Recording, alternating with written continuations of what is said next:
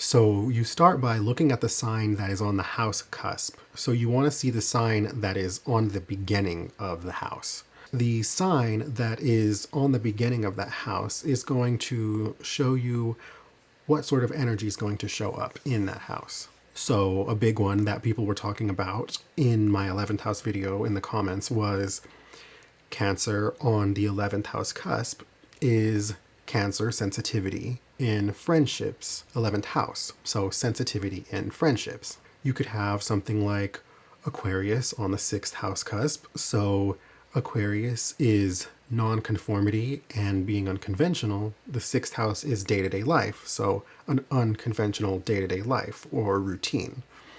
The second thing that you want to look at is the ruler of that sign and where that ruler ends up landing in your chart. So in the case of Cancer on the 11th house cusp, you would want to look at the moon because the moon rules Cancer.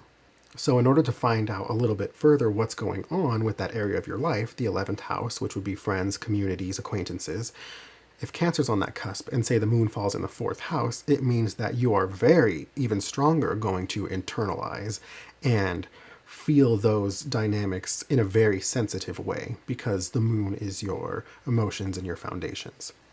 Say if you have Cancer on the 11th house cusp, but the moon is in the 5th, then it's going to play out as more sort of like you're expressing that sensitivity in an outward way.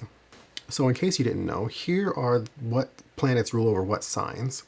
If you have an empty house, see what sign is on that house cusp, and then see where that planet falls in your chart. Empty houses are not a bad thing. It does not mean that that area of life is empty. In fact, a lot of the times it can be better than having certain planets in there because having an empty house means you're going to have a better time in that area of life than, say, if you were to have Saturn there. Sometimes if you have Mars there, a lot of the times you have Pluto there, or if you have a planet that just has a lot of negative aspects on it. It means that that area of life is just not going to be as emphasized. Not good, not bad. And you'll also really want to pay attention to what transits are happening. If you have an empty house, but you have a certain planet that's in the sky passing through it, then you can get a really easy read on how that area of your life is going at this moment because that planet's energy is playing out unfiltered.